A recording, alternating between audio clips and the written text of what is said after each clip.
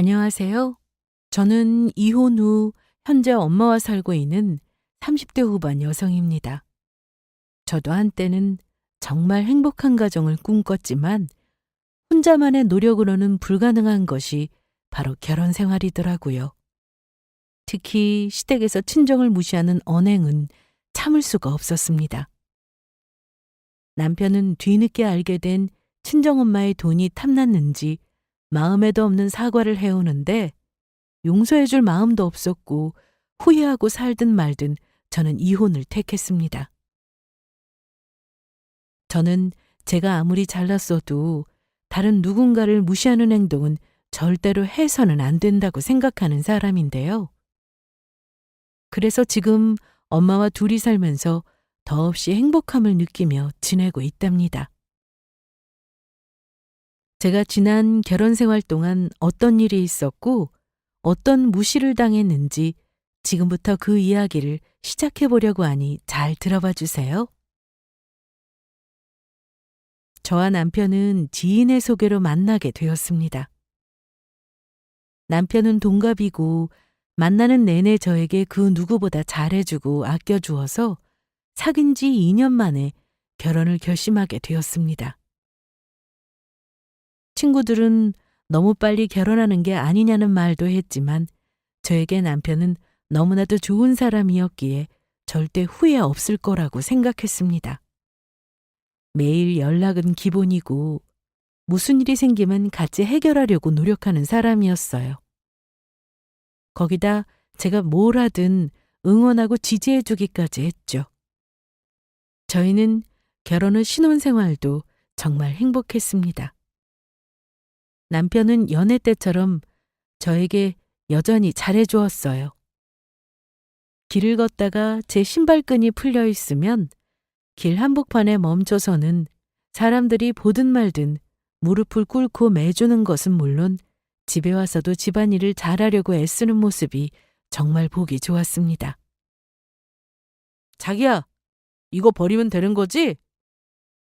지금 버리러 가게? 금방 갔다 올게. 같이 가자. 이리 줘, 내가 하나 들게. 뭐하러? 그냥 있어. 음식물 쓰레기도 버릴 거라서. 그럼 그것도 놔줘. 내가 혼자 갔다 올게. 남편은 정말 잘했어요. 제가 말하지 않아도 스스로 척척 집안일을 했고 더러운 음식물 쓰레기를 버리러 갈 때도 자기가 버린다며 먼저 나서곤 했죠. 그런데 남편의 이런 태도는 오래가지는 않았습니다. 그래도 저는 불만은 없었어요. 일하고 들어오면 피곤한 걸 너무나도 잘 알고 있었으니까요. 그렇게 결혼한 지 2년이 지났고 남편은 차를 새로 뽑았습니다. 여보, 나 지금 주차장인데 빨리 내려와봐. 왜, 무슨 일인데? 낮에 차 받았거든. 얼른 내려와봐, 봐봐. 정말? 알았어, 금방 내려갈게. 저는 남편이 퇴근 후 새 차를 타고 왔다며 주차장으로 내려오라는 전화에 급히 내려갔습니다. 차 너무 좋다. 그치? 얼른 타봐. 한 바퀴 돌고 오자. 승차감 장난 아닌데? 그래, 그래서 내가 이 차를 고른 거야. 우리 이 차 타고 주말에 여행 갈까? 확실히 경차 타다가 이 차 타니까 엄청 조용하다. 그날 저희는 새 차를 타고 동네 드라이브를 했습니다. 차는 시댁에서 사주신 건데 너무 좋더라고요. 자기야, 그럼 경차는 어떻게 할 거야? 글쎄, 중고로 팔까? 고장 한 번 안 났는데 싸게 팔긴 또 아깝긴 하다. 자기가 타고 다닐래? 회사 갈 때 지하철이랑 버스 타느라 힘들었잖아. 대중교통이 편하긴 한데 차가 더 편하지. 경차는 자기가 타. 출퇴근할 때 타면 딱이다. 결혼 전 남편은 경차를 타고 다녔는데 이번에 새 차를 사면서 경차는 제 차지가 되었습니다. 굳이 없어도 되었지만 급할 때 타면 좋겠다 싶었어요. 경차라서 주차비도 할인되고 통행료도 마찬가지여서 부담은 없겠더라고요. 그래서 그날 이후 저는 경차를 타고 출퇴근을 했습니다. 저는 보험회사 보상팀에서 일하고 있었는데 차가 생기니 편하긴 하더라고요. 그러던 어느 날 시댁 제사가 있어서 퇴근하고 시댁으로 갔는데 그날 좀 기분 나쁜 일이 있었습니다. 남편에게는 형이랑 누나가 한 명씩 있었는데 특히 남편 누나와 저는 그렇게 사이가 좋지 않았습니다. 올케 왔어? 네, 형님. 퇴근하고 바로 왔어요. 그런데 우리 동일이가 타던 차 이제 올케가 탄다며? 그 차 타고 온 거야? 네, 그렇게 됐어요. 좋겠네. 우리 동생 덕분에 차도 생기고. 네? 올케 형편에 그동안 차 없이 다녔었잖아. 동일이랑 결혼해서 이제 팔자 피는 거고. 고맙게 생각해. 저는 살짝 기분이 나빴습니다.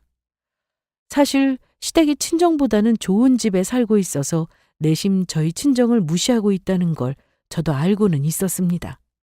그런데 결혼 후 신우가 저만 보면 친정 얘기를 아무렇지 않게 툭툭 내뱉는 게 듣기 좋지는 않더라고요. 그래서 시댁에 한번 다녀오면 기분이 상할 때가 많았습니다. 그래도 이런 일로 남편하고 싸우고 싶지 않아서 되도록 티를 안 내려고 노력했습니다. 남편은 친구들이 정말 많았는데 그래서 술도 자주 마셨어요. 저는 술을 잘 못하기도 해서 친구들을 만나도 밥 먹고 들어오는 게 전부였지만 남편은 새벽까지 술 마시고 놀다 들어오는 날이 많았습니다.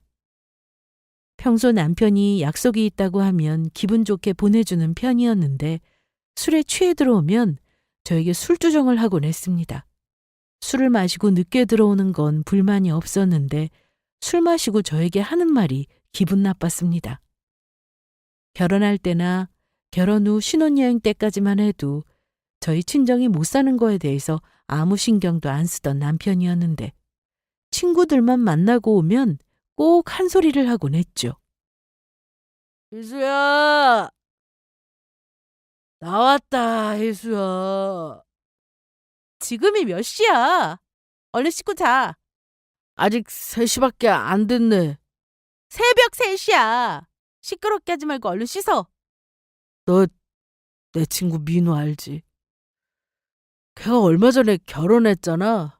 그런데 오늘 수입차를 타고 온 거야. 물어보니까 글쎄 그 차를 민우 와이프가 사줬대. 돈 많은 집 딸이라 그런지 그 집도 민우 와이프가 해왔잖아. 너도 알지? 알아. 부럽더라. 너는 뭐 느끼는 거 없냐? 내가 뭘 느껴야 하는데? 나는 당신한테 아무것도 못 해주니까 미안해 해라 뭐 이거야? 아니 뭐 니네 집이 좀 사는 집이었으면 장모님이 차도 사주고 집도 해줬을 거 아니야. 어떻게 남들 하는 거 다 하고 살아? 그리고 우리 집 형편 모르고 결혼한 거야? 그래도 결혼할 때 시댁의 기본은 다 했고 집 얻는데 나도 보탬 되었잖아. 그거야 다들 그렇게 하는 거고.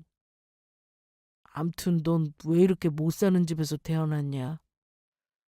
친구들은 다 처가덕 보고 사는데 나는 이게 뭐냐? 차도 우리 집에서 사주고 에이! 그러면서 바닥에 엎드려서는 그대로 코를 골며 잠이 들었습니다. 아무리 술에 취해서 한 말이라고 해도 저는 기분이 좀 나빴어요. 저희 친정이 찢어지게 가난한 건 아니었지만 시댁이 좀 사는 집이라 비교가 되는 거였는데 술만 마시고 들어오는 날은 꼭 저렇게 친정 얘기를 했습니다. 사실 저희 친정 형편이 넉넉하지 못한 게 사실이니 틀린 말도 아니었지만 그래도 뭐가 그렇게 부러울까 싶었습니다. 저희 둘 다 맞벌이에 돈을 적게 버는 것도 아닌데 말이죠. 술 취해서 잠든 사람 깨워 싸울 수도 없고 그냥 넘어가야지 하고 혼자 참았습니다. 남편은 술을 많이 마신 날은 다음날 기억을 잘 못했습니다. 새벽에 들어와서 나한테 했던 말 기억나? 어? 내가 뭐라고 했지? 집에 오기는 했는데 바로 잠든 거 아니야? 나한테 우리 친정 얘기한 거 하나도 기억 안 나? 뭐라고 했는데 그래? 우리 친정 못 산다고 또 그랬잖아. 민우 씨 와이프가 차를 사줬다고 부럽다고 했고. 내가? 기억이 하나도 안 나. 내가 술 취해서 한 말 가지고 뭐 그렇게 화를 내냐? 그냥 잊어. 하지만 남편은 이런 날이 되게 많았습니다. 그러니 저도 쌓여가는 게 점점 많았죠. 남편뿐만 아니라 시댁 식구들한테서 쌓이는 것도 많아졌는데 특히 신우는 저를 괴롭히는 재미로 사는 사람 같았습니다. 며칠 뒤 시부모님이 점심이나 같이 하자고 주말에 부르셔서 갔는데 신우도 와 있었습니다. 결혼도 해서 아이까지 키우고 있는데 시댁에 와 있는 날이 정말 많았어요. 암튼 신우와 마주하는 게 불편하긴 해도 티내지 않고 시댁에서 점심을 먹었습니다. 어머님, 설거지는 제가 할게요. 옳게. 식기세척기에 넣고 이리 와. 내가 과일 사왔어. 과일 먹자. 그릇 몇 개 되지도 않는데 그냥 제가 할게요. 진짜. 이럴 때 티가 난다니까. 자기 친정에 식색이 없지? 이게 써본 사람은 손설거지 못하거든. 내 말 듣고 얼른 와. 그래서 저는 마지못해 거실로 갔습니다. 신우는 수입과일이라며 이것저것 많이도 사왔는데 자기는 이거 처음 보는 과일이지? 엄청 맛있어. 내가 옳게 못 먹어봤을까봐 사왔다고. 형님, 저 이거 먹어봤어요.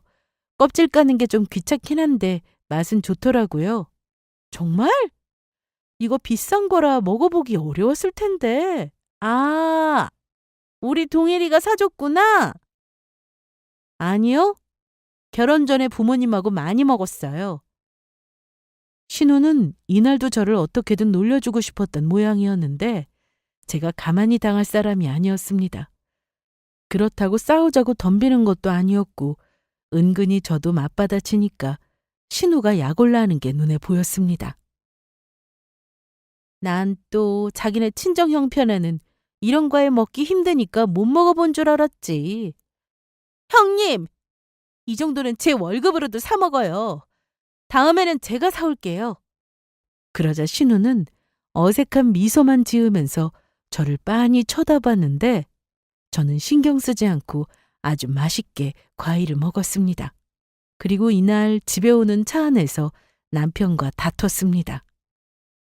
야, 너는 그냥 좀 넘어가지. 누나가 하는 말에 그렇게 말대꾸 해야겠냐? 아까 누나 표정 못 봤어? 말대꾸가 아니라 자기도 봤잖아. 굳이 하지 않아도 되는 말을 꾸역꾸역 하는 거.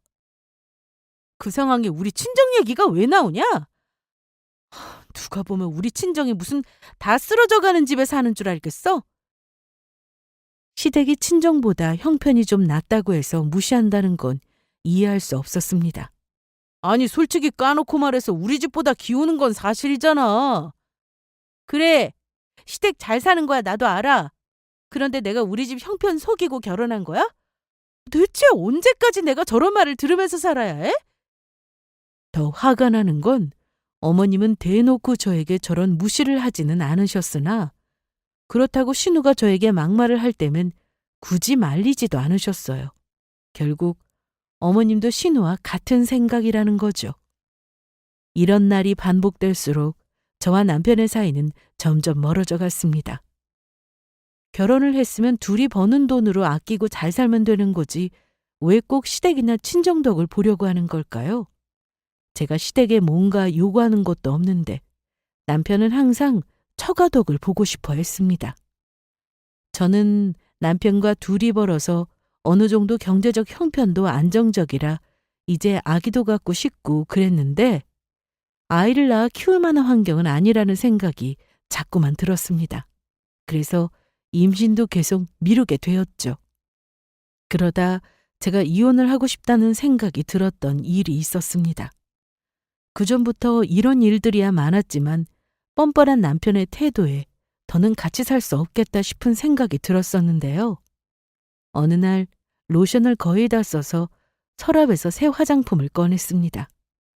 그런데 기존에 쓰던 로션이 조금 남아있길래 거꾸로 통을 세워놓았어요. 그걸 본 남편이 저에게 이러더군요.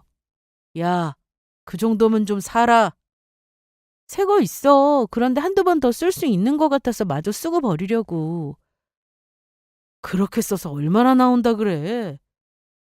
뒤집어 놓으면 그래도 많이 나와. 그냥 버리긴 아까워. 넌 친정에서 살던 버릇 여태 못 고쳤냐? 없이 산 거 티내는 것도 아니고? 뭐? 친정 얘기가 지금 왜 나와?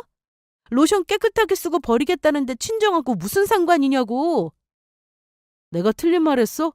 그냥 다 썼다 싶으면 바로 버려. 구질구질하게 살지 말고. 우리가 뭐 가난해? 돈이 많든 적든 이렇게 사는 사람들 많아. 화장품이 남아있는데 어떻게 버리라는 거야. 그리고 툭하면 우리 친정 욕하는데 왜 그래? 친정 돈 없는 게 그렇게 무시받을 일이야? 내가 뭘 어쨌다고? 아유, 무슨 말을 못해. 당신이 우리 친정 무시하는 거 이번이 처음이야? 항상 그랬잖아. 내가 언제 또 항상 그랬다고 그래? 생사람 잡지 마. 시댁에서도 그러고 집에서도 내가 뭐만 하면 친정 못 살아서 그렇다며 자꾸만 연관지어서 얘기하잖아. 참, 증거 있냐? 내가 그랬다는 증거 있냐고.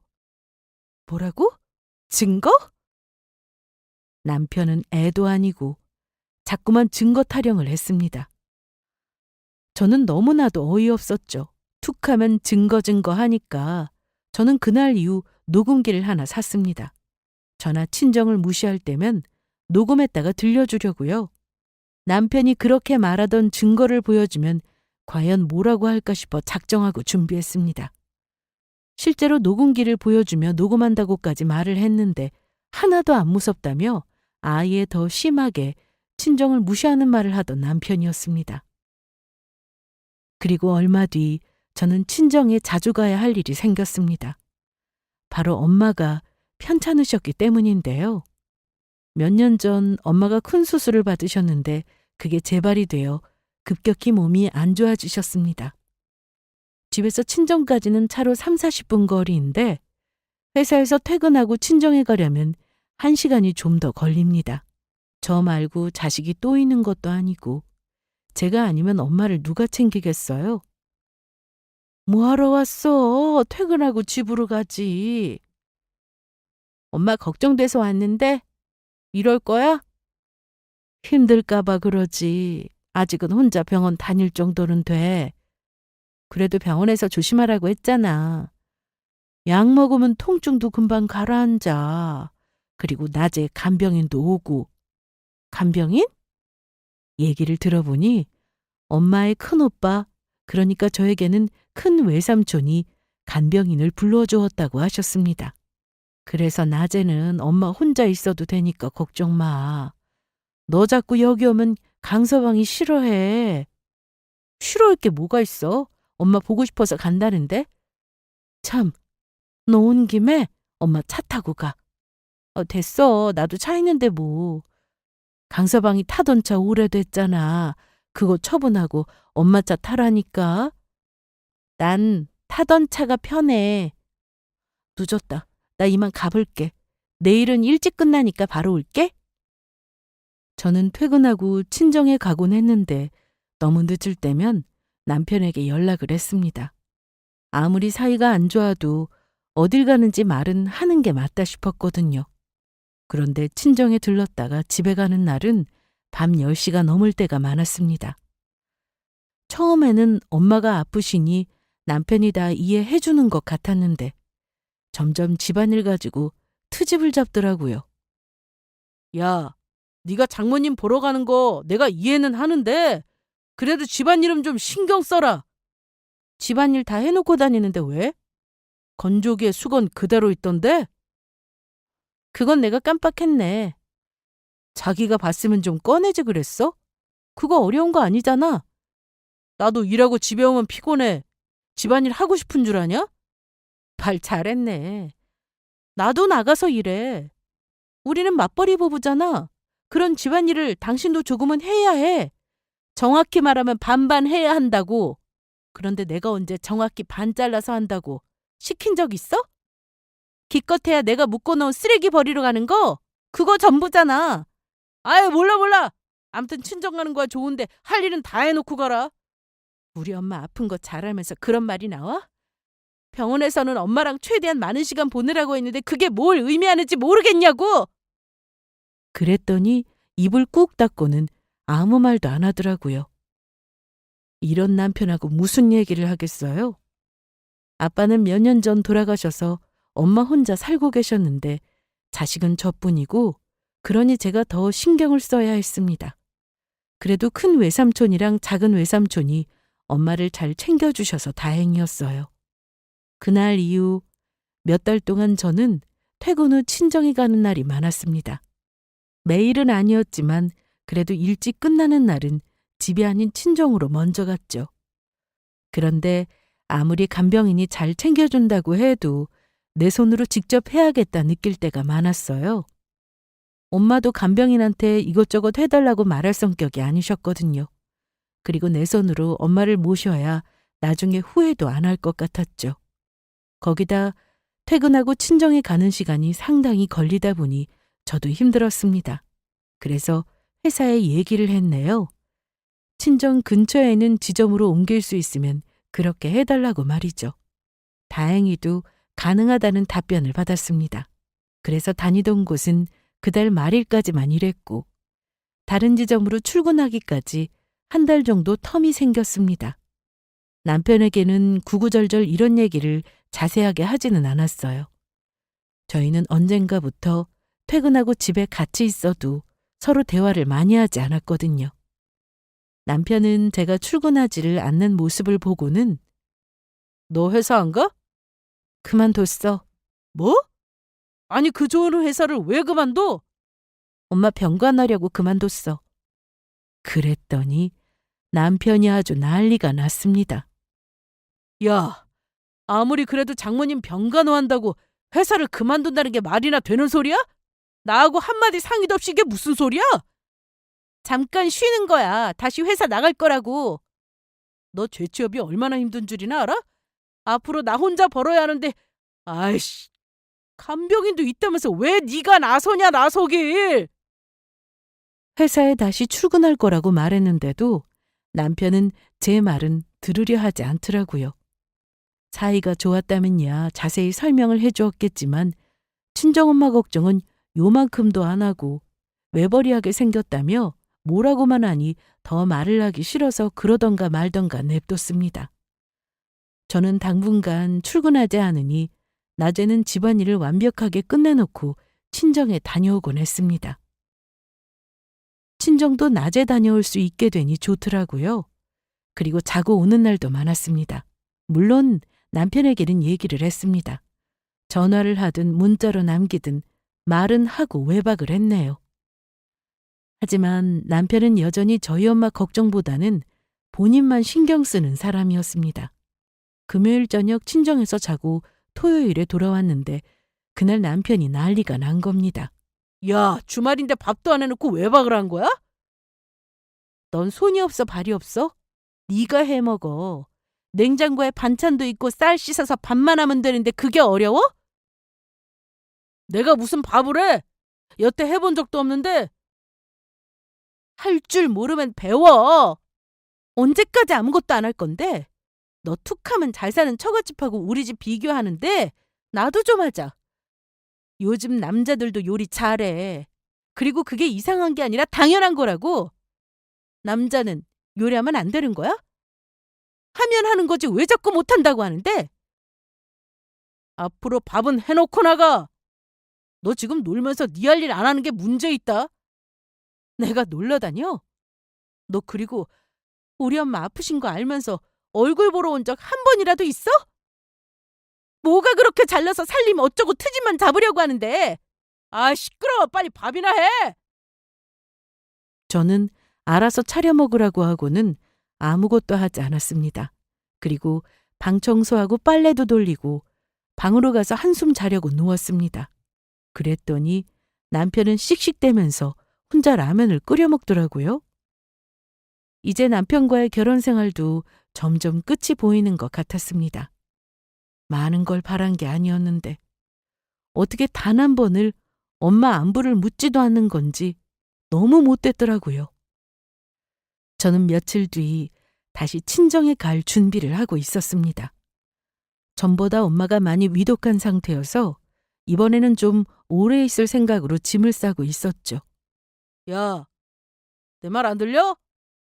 야, 김희수! 왜? 우리 엄마도 아프대. 뭐? 어디가? 어디가 안 좋으시대? 저는 저희 엄마처럼 혹시나 많이 심각한 줄 알고 물어본 건데 알고 보니 시어머님은 감기로 아프시다는 거였습니다. 감기래. 감기 몸살. 엄마 지금 알아누웠다는데 넌 며느리가 돼서 안 가보냐? 감기 몸살이면 약 드시면 되는 거 아니야? 뭐? 우리 아이 약 먹으면 바로 낫지만 나이 든 사람한테 감기가 얼마나 치명적인지 몰라? 심하면 죽을 수 있는 거라고! 그러면서 저더러 심호 간병을 하라고 했습니다. 너무 기가 막혀서 그건 못하겠다고 소리쳤네요. 야, 강동일! 비교할 거래. 우리 엄마랑 어머니 감기가 그게 비교가 돼? 참나. 그래, 그러겠지. 넌 너네 엄마가 우선이겠지. 비꼬지 마. 나중에 며느리 노릇 안 했다고 혼나도 나는 모른다. 당신은 자식인데 자식 노릇 안 해? 엄마가 아프시면 자식이 나서는 게 맞지. 그리고 내가 지금 상황이 이런 거 뻔히 알면서 요구할 걸 해. 정말 애도 아니고. 갈수록 말하는 게 유치했습니다. 저는 남편이 뭐라고 하든 무시하고 짐을 챙겨 나가려는데 차키가 안 보였습니다. 차키 못 봤어? 그쵸. 팔았어. 뭐라고? 뭘 팔아? 그차 내 차 아니야? 4명이로 된 내 차. 당신 차 있으니까 그거 나 타라고 준 거잖아. 너 타라고 준 건 맞는데 내 명이라서 내가 마음대로 팔았어. 무슨 문제라도 있어? 그러니까 처음부터 회사를 그만두고 장모님 간병할 생각을 왜 해? 그럼 내가 번 돈으로 장모님 간병비에 병원비까지 써야 되잖아. 내가 잠깐 쉬고 다시 출근하는 거라고 말했잖아. 속 편한 소리 좀 하지 마. 세상이 다 네 생각대로 쉽게 돌아가는 줄 알아? 회사 그만두고 다시 출근하는 게 말이나 돼? 참나. 그 상황에 일일이 설명하는 것도 너무 싫었습니다. 제 말을 아예 듣지를 않고 자기 할 말만 늘어놓더라고요. 그러면서 이제 돈도 못 벌면서 무슨 병가 놀란다고. 버스 타고 다녀. 이때는 눈물이 나더라고요. 내 편인 줄 알았던 남편이 왜 이렇게 변한 걸까? 아니, 원래 이런 사람이었는데 내가 몰라본 거라는 생각이 들었습니다. 저는 그렇게 신발만 신고 바로 나와서는 버스를 기다리는데 눈물 콧물 범벅이었어요. 이날이 바로 제가 이혼을 결심했던 날이었습니다. 물론 그전부터 이혼 생각은 조금씩 했지만 이번이 완전히 마음을 굳히게 된 날이었네요.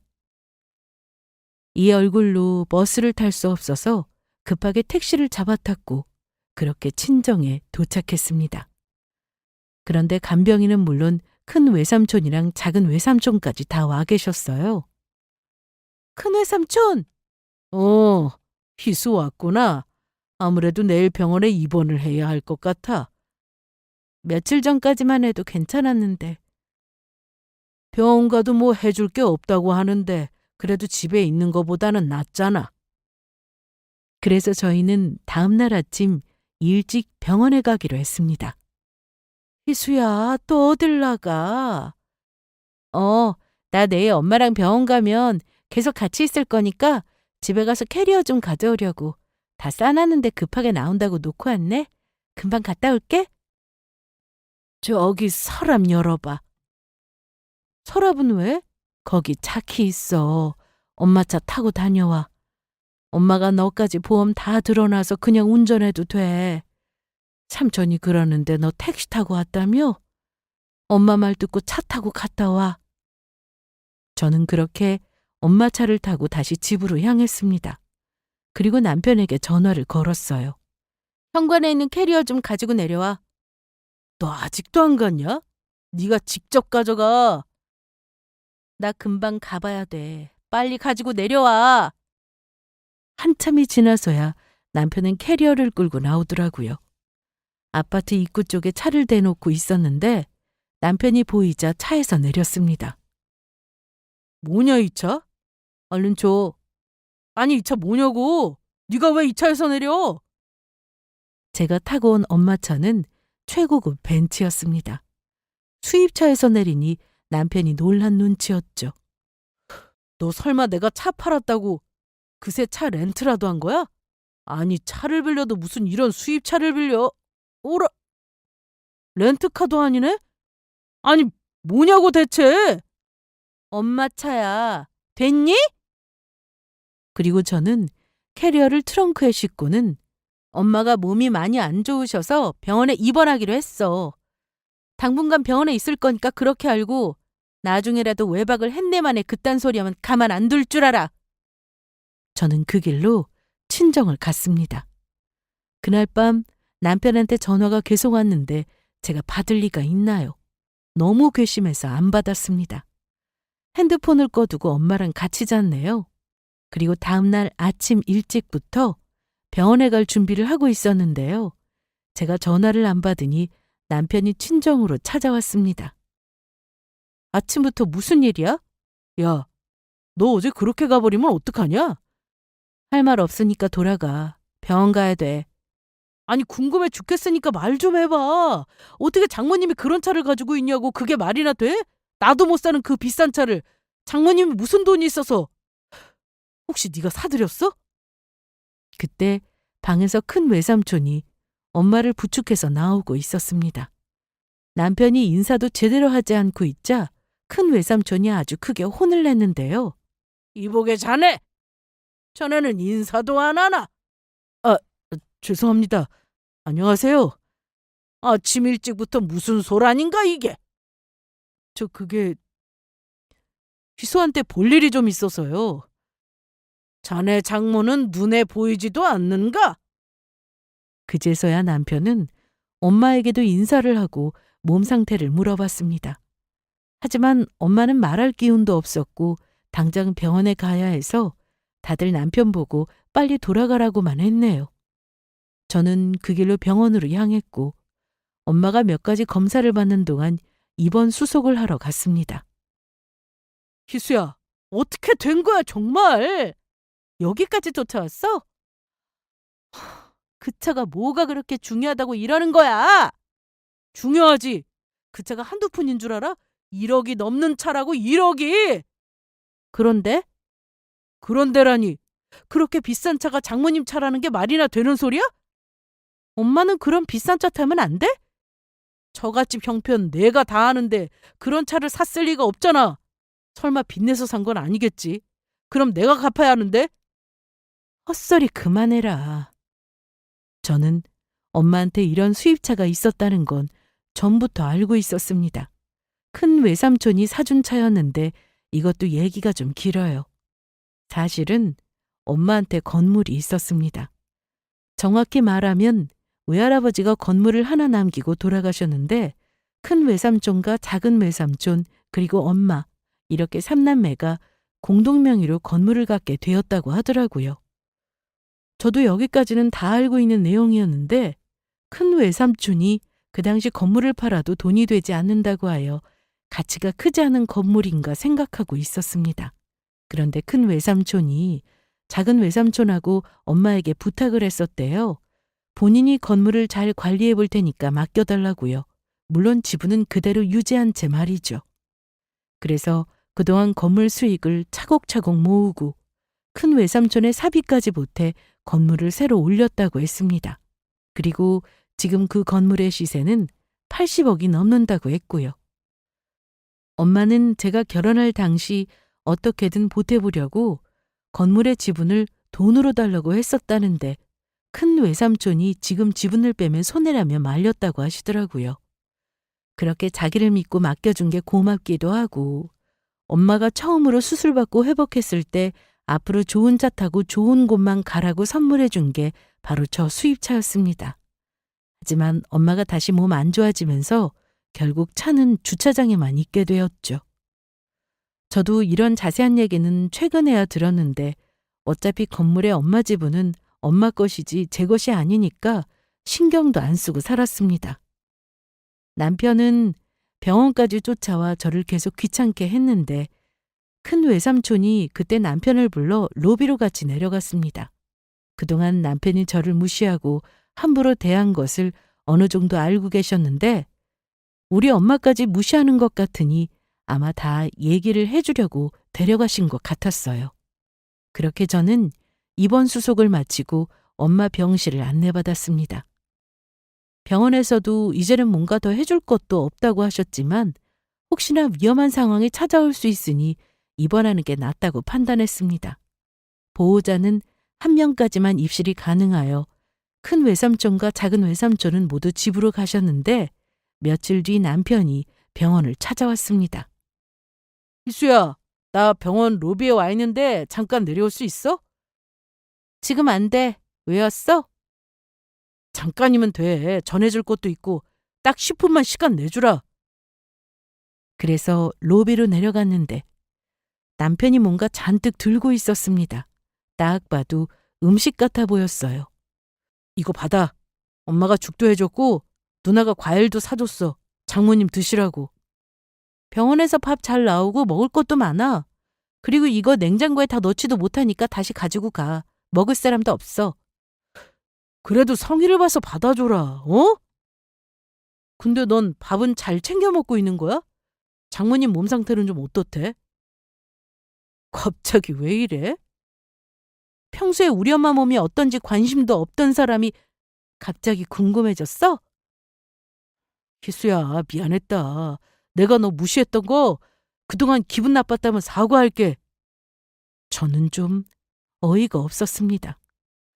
그래서 대체 왜 이러느냐고 물었는데 그날 얘기 다 들었어. 너희 큰 외삼촌께 얘기 다 들었다고. 너 설마 그 건물 때문에 이러는 거야? 그건 아니야. 생각해보니까 내가 좀 너무했다 싶은 거지. 그래서 말인데 우리 연애 때로 다시 돌아가자.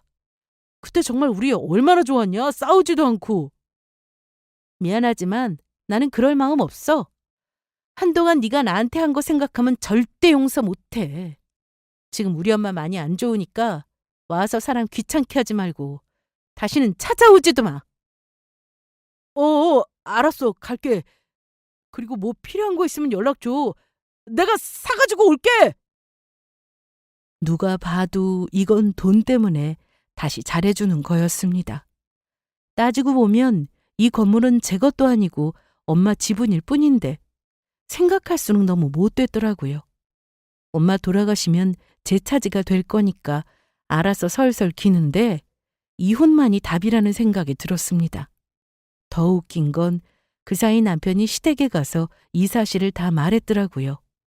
며칠 뒤가 어머님의 생신이었는데 사실 날짜도 모르고 있었어요. 엄마만 신경 쓰다 보니 깜빡한 거죠.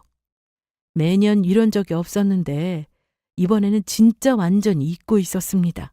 그런데 신우한테 전화가 왔습니다. 잘 지내? 네, 어쩐 일이세요? 다른 게 아니라 나 지금 백화점이야. 그런데요?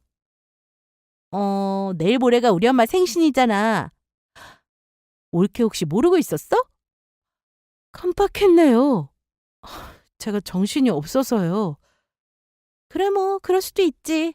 암튼 지금 백화점에서 엄마 선물 샀거든? 올케가 준비하기 어려울 것 같아서 내가 한 번에 다 샀어. 그러니까 돈으로 보내줄래? 네? 계좌번호 지금 문자로 보낼게. 뭘 사셨는데요? 그건 우리 엄마 생신날 보면 되는 거고 돈이나 보내. 형님만 사세요. 제 건 사지 마시고요. 아니 벌써 포장하고 계산까지 다 했단 말이야. 환불하세요. 내가 언제 그런 부탁했어요? 생각해서 샀더니 뭐라고? 환불 못하니까 얼른 돈 줘. 저한테 무슨 돈 맡겨놨어요? 내 입장 곤란하게 하지 말고 얼른 보내줄래? 우리 동일이가 그러던데 올케 건물주라며. 저 건물 그런 거 없고요. 돈이 아무리 많아도 형님한테 보내줄 돈은 없어요. 아니, 무슨 말을 그렇게 해? 돈이 많아도 뭐 나한테 줄 돈이 없어? 지금 말 다 했어? 네, 다 했어요. 와, 이제 돈 좀 있다고 막 나가네? 일해서 갑자기 돈 생기는 사람들은 다 티가 난다니까. 설마 이제 와서 우리 동생한테 함부로 하는 거 아니지? 돈 있다고 그러는 거 아니야! 제가 할 말을 알아서 다 하시네요. 맞아요. 돈 있다고 그러면 안 되는 거죠. 그런데 형님은 왜 저한테 그러셨어요? 저희 친정 못 산다고 은근히 사람 무시하는 그거 왜 그랬냐고요? 내가 언제 그랬다는 증거라도 있냐? 어쩜 누나나 동생이나 하는 짓이 똑같네요. 저는 그렇게 전화를 끊고는 바로 남편에게 전화해서는 바로 이혼을 통보했습니다. 남편은 갑자기 이혼 얘기를 들으니 너무 황당해했지만 저한테 화를 내기는커녕 자꾸만 잘못했다며 이혼 얘기는 하지 말라고 하더라고요. 평소 같았으면 불같이 화를 내고도 남을 사람이었는데 말이죠. 희수야, 갑자기 무슨 이혼이야? 왜 그러는데? 어? 그 이유까지 내 입으로 말해야 돼? 잘 생각해봐. 왜 이혼을 해야 하는지. 야, 난 그런 거 모르겠고 절대 이혼은 못해. 못해? 그럼 소송해야지 뭐. 소송? 넌 말이면 단 줄 알아? 소송이 뭐 그렇게 쉽냐? 어디서 들은 건 있어가지고.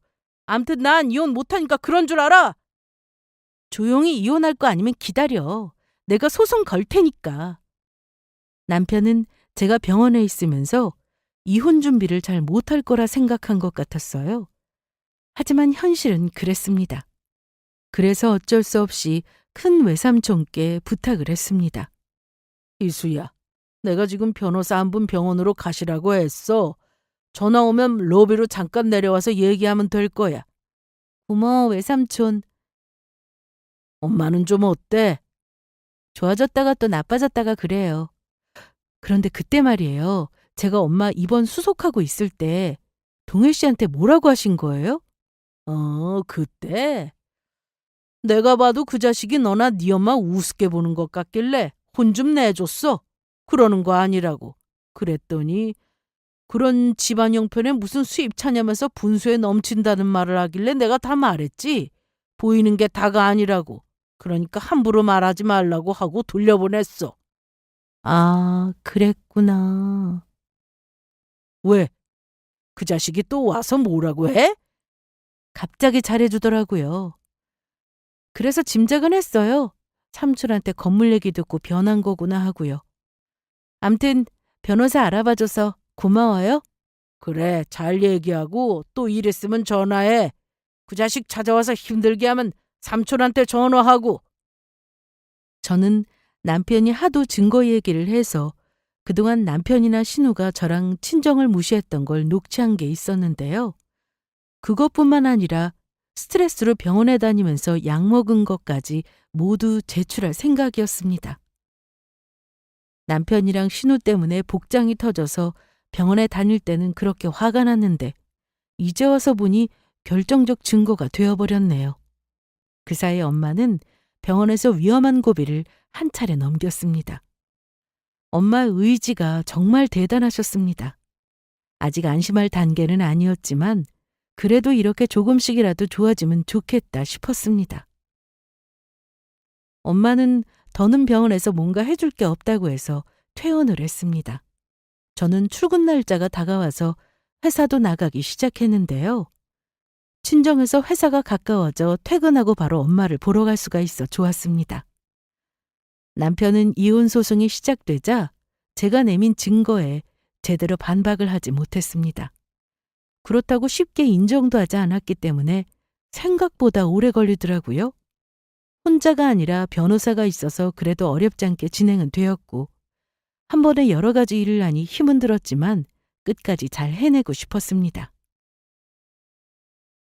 저는 회사도 다니고 이혼 소송도 진행 중이고 거기다 엄마까지 신경 쓰며 살다 보니 하루하루가 정말 바빴는데요. 어느 날 신우가 전화를 해왔습니다. 옳게 나야. 혹시 지금 통화 돼? 네, 무슨 일이신데요? 너희 이혼하는 거 말이야. 동일이가 자꾸 나 때문이라고 하는데 그거 아니잖아. 그렇지? 오로지 너희 둘 문제로 이혼하려는 거 아니야? 내가 아주 곤란한 상황이 되어버렸다고. 형님도 그동안 저 괴롭혔잖아요. 친정 못 산다고 무시하고. 왜 잘못이 없다는 거죠? 그게 왜 무시야? 그냥 사실을 말한 거지. 있는 사실을 말한 게 죄가 된다는 거야? 동혜리가 자꾸 내 탓을 하는데 내가 그렇게 잘못한 거냐고. 나 너무 억울해. 내가 둘이 이혼하라고 등 떠밀었어? 그거 아니잖아. 지금 누가 더 잘못했냐 안 했냐 그것 따지려고 전화한 거예요? 그게 아니라 동일이 얘가 나한테 위자료를 내라고 하잖아. 너네 둘이 이혼하는데 내가 돈을 왜 내냐고. 안 그래? 아니 애초에 이혼을 안 하면 되잖아. 왜 자꾸 일을 만들어 만들길? 저는 그냥 전화를 끊어버렸습니다. 제가 보기에는 남편이나 신우 둘 다 똑같더라고요. 진심으로 사과라도 하려고 전화했나 싶어서 받았는데 끝까지 본인 잘못이 없다고 하는 걸 보니 이혼 소송을 하길 정말 잘했다 싶었습니다. 사람이 돈이라는 조건만 가지고 무시하면 되는 건가요? 저희 친정이 잘 살든 못 살든 저는 공부를 열심히 해서 좋은 직장도 다니고 있었고 월급도 적지 않게 받고 살았는데 왜 배경에 연연하는지 이해할 수 없었습니다. 남편과 신우는 서로 탓만하며 저에게 제대로 사과도 하지 않았는데 그 사이 이혼 소송은 끝이 났습니다. 저는 위자료도 받게 되었고요. 위자료라고 해서 엄청난 액수는 아니었는데 남편은 그 돈도 저에게 주기가 너무 아까웠을 겁니다. 희수야, 우리 이게 맞는 거야? 이렇게 끝내는 게 맞는 거야? 그럼 뭐가 맞는 건데? 보니까 이혼했어도 다시 만나서 잘 사는 부부들도 많다더라. 그러지 말고 잘 한번 생각해봐. 네가 지금은 신경 쓸 것도 많고 하니까 잘 모르나 본데 우리 연애 때를 생각해봐. 너야말로 무슨 착각을 하는 것 같은데 연애 때 그렇게 서로 좋아했으니 여태 참고 살았어. 네가 그때 모습으로 돌아올 거라고 믿었다고. 난 네가 잠깐 변한 줄 알았어. 그런데 아니더라. 너는 원래가 그런 인간이었던 거지? 뭐? 아니야. 나 원래 그런 사람 아니야. 사회생활 하다 보니까 나도 자꾸만 됐고! 우리 이제 남남인데 앞으로 이렇게 전화하는 일은 없었으면 해. 희수야, 희수야! 저는 바로 전화를 끊고는 남편 전화번호를 삭제했습니다. 지긋지긋한 그 집안과 완전히 끝나서 얼마나 후련한지 몰라요. 친정엄마는 하루가 다르게 살이 빠지고 말도 잘 못하고 거동도 어려워지고 있는데요. 그래도 저는 어떻게든 엄마와 많은 시간을 보내려고 하고 있습니다. 엄마와 동영상도 찍고 목소리도 녹음해두고요. 병원에서는 계속 마음의 준비를 하라고 하지만 아무리 노력해도 이 준비만큼은 쉽지가 않습니다. 엄마는 건물에 대한 지분을 저에게 넘겨주셨는데 돈이 아무리 많아도 건강보다 중요하진 않더라고요. 앞으로 엄마에게 위험한 고비가 얼마나 더 많이 찾아올지 모르겠지만 저는 하루하루를 소중하게 오늘이 마지막인 것처럼 그렇게 살려고 합니다. 돈보다 더 중요한 게 뭔지 모르는 전 남편과 전 신우는 지금도 이 돈을 갖지 못한 게 아깝다고 생각하며 살 텐데 평생 그렇게 살았으면 좋겠네요. 저는 엄마와 매일 소중한 하루를 보내고 있는데 여러분들도 주어진 하루를 가장 소중하게 감사한 마음으로 살아가시길 바라겠습니다.